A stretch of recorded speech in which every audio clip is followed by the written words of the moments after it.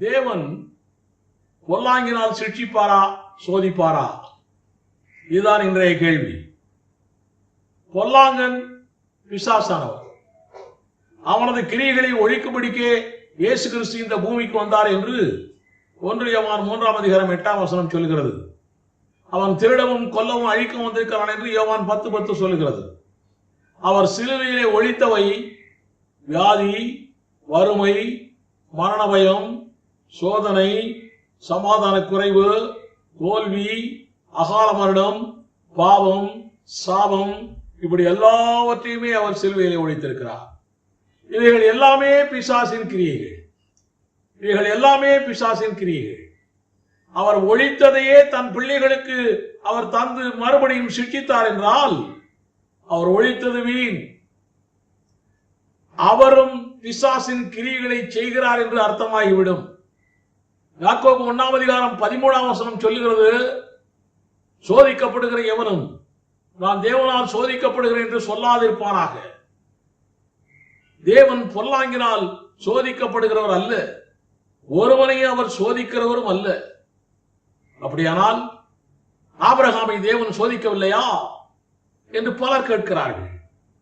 என்னுடைய ஊழிய பாதையிலே எத்தனையோ பேர் எத்தனையோ கேள்விகள் எல்லாம் கேட்டிருக்கிறார்கள். அதிலே ஒரு கேள்வி இது, ஆபிரகாமை தேவன் சோதிக்கவில்லையா? ஆங்கிலத்தில் படித்தாலே தெரிந்துவிடும், மூல பாஷை கூட போக தேவையில்லை. God did test Abraham, not tempt என்று போடப்பட்டிருக்கிறது.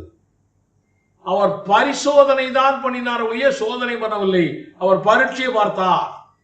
இவன் விசுவாசத்திலே எப்படி இருக்கிறான் என்று பரீட்சை பார்த்தார். தேவ சித்தமே நன்மை செய்வதுதான். எபேசியர் 2:10, அப்போஸ்தலர் 10:38, இப்படி பல வசனங்களை சொல்லலாம். சிலர் சொல்லுகிறார்கள் அவர் சோதனை தருவதில்லை என்பது உண்மைதான், ஆனால் அந்த சோதனையை அவர் அனுமதிக்கிறார், பெர்மிஷன் கொடுக்கிறார் என்று சொல்லுகிறார்கள். பொல்லாங்கானவைகளை தருவதே இல்லை என்றால் அதை எப்படி அவர் அனுமதிப்பார்?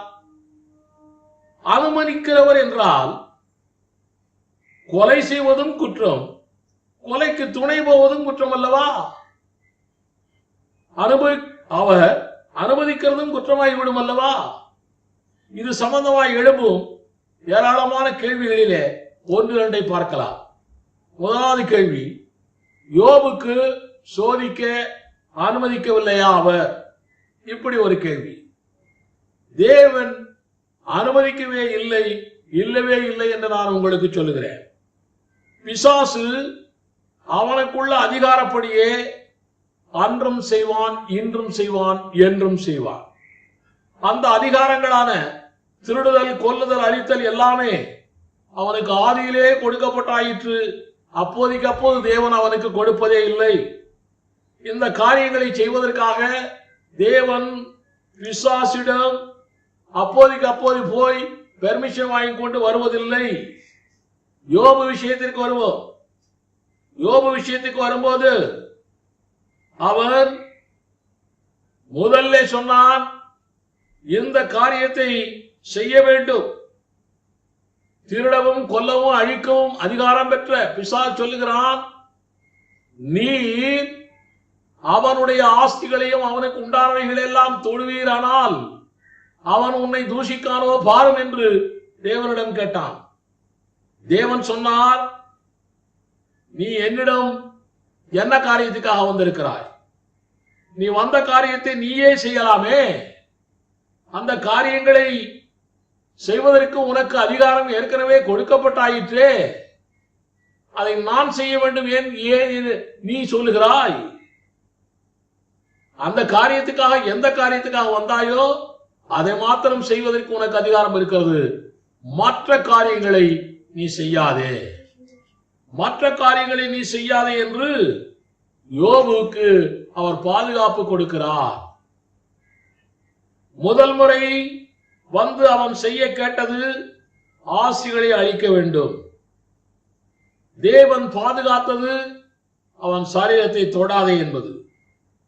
அதற்கும் அவனுக்கு அதிகாரம் இருக்கிறது. யோபுடைய சரீரத்தை தொடுவதற்கும் அவனுக்கு அதிகாரம் இருக்கிறது. ஆனால் அவன் அன்றைக்கு வந்த காரியத்தை தான் செய்யலாம். அவன் எந்த நோக்கத்தோடு வந்தாலும் அதை செய்வதற்கு அதிகாரம் இருக்கிறது, அதை செய்யலாம் அவன்.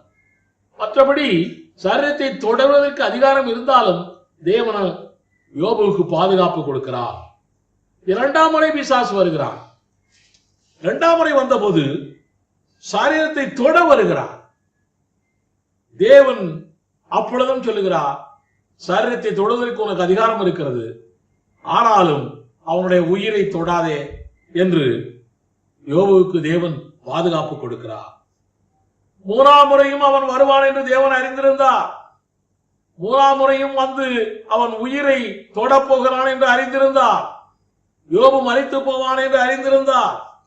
மூணாம் முறை பிசாசு வருவதற்கு முன்னாலேயே தேவனே யோபுவிடம் போய் நேரடியாய் அவனோடு பேசுகிறார். யோபுவுடைய விசுவாச குறைவுகளை வெளிப்படுத்தினார். பிசாசின் சிறையிருப்பிலிருந்து யோபு விடுதலையானான். 2 மடங்கு ஆசீர்வாதம் பெற்றான். இதிலிருந்து நாம் அறிந்து கொள்வது என்ன? தேவன் நன்மை செய்பவர் தானே ஒழிய தீமையை கொடுப்பவரோ அனுமதிப்பவரோ அல்ல.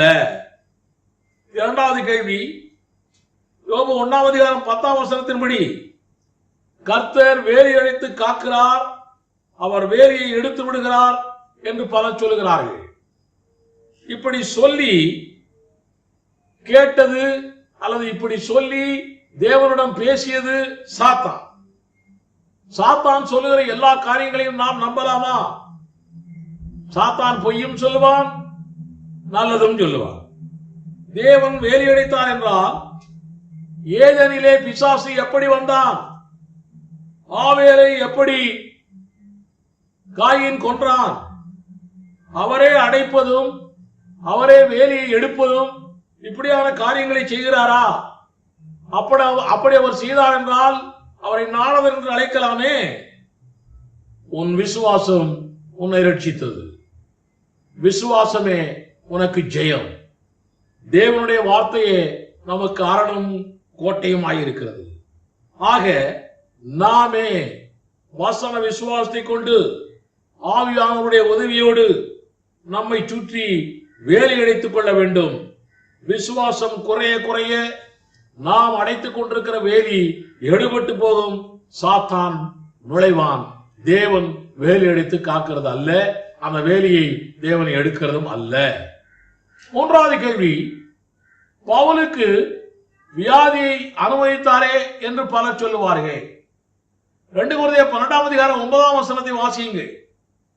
அதற்கு அவர், என் கிருபை உனக்கு போதும், பலவீனத்திலே என் பலன் பூரணமாய் விளங்கும் என்றார்.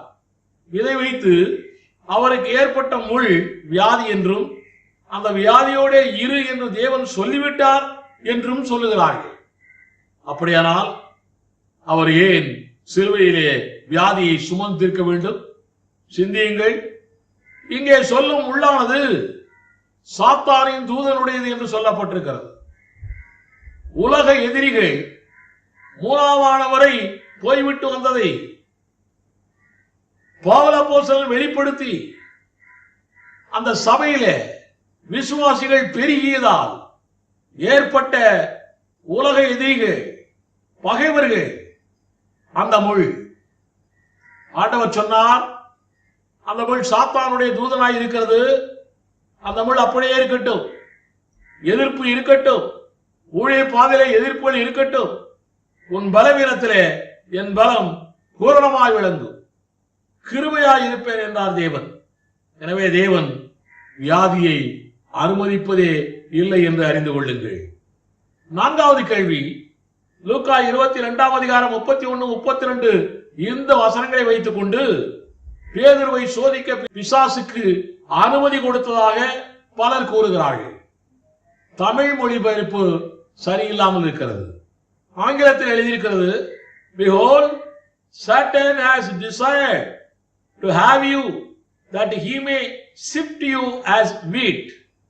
சாத்தான் பெர்மிஷன் கேட்கவில்லை, அவன் பேதுருவை சோதிக்க விரும்பினான். பேதுருவை சோதிக்க சாத்தான் விரும்பியதை இயேசு அறிந்து முன்கூட்டியே அதை பேதுருவிடம் சொல்லுகிறார். அவ்வளவுதான். அப்படி சொல்லி நான் உனக்காக ஜெபிக்கிறேன் என்றும் இயேசு சொல்லுகிறார். ஆக நம் தேவன் சோதனையை கொடுப்பவரும் அல்ல, அனுபவிக்கிறவரும் அல்ல. சோதனையிலிருந்து நீ பாதுகாத்துக் கொள்ள வேண்டும் என்று விரும்புகிற தேவன் நம்முடைய தேவன். ஐந்தாவது காரியம் உங்களுக்கு சொல்லுகிறேன். கர்த்தர் புடமிடுகிறார் என்று வசனம் சொல்லுகிறதே, அது இப்படிப்பட்ட சிக்ஷை அல்லவா என்று கேட்கிறார்கள். சங்கீதம் 105:19 சொல்லுகிறது, கர்த்தர் சொன்ன வார்த்தை நிறைவேறும் அளவும் அவருடைய வசனம் யோபுவை புடமிட்டது. ஆக வசனம் தான் புடமிடுகிறது. தேவனின் சிக்ஷை, பரீட்சை, புடமிடுதல் எல்லாமே தேவனுடைய வசனத்தாலே தானே ஒழிய பொல்லாத காரியங்களினால் அல்ல. இன்னொரு காரியத்தை உங்களுக்கு சொல்லி, 6வது காரியமாய் நம்முடைய ஆண்டவராய் இயேசு கிறிஸ்து நமக்கு ஒரு ஜெபம் சொல்லி கொடுத்தார். அந்த ஜெபத்திலேயே சொல்லி இருக்கிறார், எங்களை தீமைக்கு உட்படுத்த பண்ணாமல் பாதுகாத்துக் கொள்ளும் என்று சொல்லி இருக்கிறார். அப்படி என்றால் நம் தேவனுடைய சித்தமே நாம் தீமைக்குள் நுழையக்கூடாது, பாதுகாக்கப்பட வேண்டும், பொல்லாத காரியங்கள் நமக்கு வரக்கூடாது. அவர் நம்மை சிறைகளினாலே பாதுகாக்கிறார் என்று 91ஆம் சங்கீதம் சொல்லுகிறது. ஆக நம் தேவன் எப்பவுமே பொல்லாங்கிலிருந்து நம்மை பாதுகாக்கவே முனைகிறார் என்று நாம் அறியலாம். பெந்தகோஸ்து நாளிலே பேதுருவுடைய பிரசங்கம் பாருங்கள். பவுலின் 1 கொரிந்தியர் 5ஆம் அதிகாரத்தை பாருங்கள். இயேசு ஐஸ்வர்யவானிடம் பேசியதை பாருங்கள். எல்லாமே வசனத்திலே அவர் கொடுத்த சிக்ஷை தானே ஒழிய பொல்லாங்கான காரியம் அல்ல. தேவன் பொல்லாங்கினால் சிக்ஷிப்பவரும் அல்ல, சோதிப்பவரும் அல்ல, புடமிடுகிறவரும் அல்ல, அதற்கு அனுமதி கொடுக்கிறவரும் அல்ல. அவருடைய வசன சிக்ஷையை அற்பமாய் எண்ணக்கூடாது. நாம் இந்த சத்தியத்திலே உறுதியாய் இருந்தால்தான் நாம் மற்றவர்களுக்கு ரட்சிப்பை பற்றி சொல்லி இயேசுவை நம்மிடத்தில் அழைத்து வருகிறவர்களுக்கு இந்த சத்தியத்தை தெளிவாய் சொல்ல முடியும். நாமே இந்த சத்தியத்திலே உறுதியாய் இல்லாத வரைக்கும் உலகத்தாருக்கு எப்படி நாம் இந்த சத்தியத்தை சொல்லி உலகத்தாரை எப்படி கர்த்தருக்குள்ளே கொண்டு வர முடியும்? கர்த்தர் இன்னார் என்று, கர்த்தர் இப்படிப்பட்டவர் என்று எப்படி நாம் காட்ட முடியும்? இன்றைக்கே தீர்மானியுங்கள். நம் தேவன் வியாதியை கொடுப்பவரும் அல்ல, வியாதியை அனுமதிக்கிறவரும் அல்ல, பொல்லாங்கினால் சிக்ஷிப்பவரும் அல்ல, பொல்லாங்கினால் சோதிப்பவரும் அல்ல. தேவன் தாமே நம்ம எல்லாரையும் ஆசீர்வதிப்பாராக. ஆமென், ஆமென். இயேசுதேவா, போதக சிக்ஷை வேண்டும் எங்களுக்கு. இயேசுதேவா, சிக்ஷை இல்லா மனிதர்கள், வேசி பிள்ளை அந்த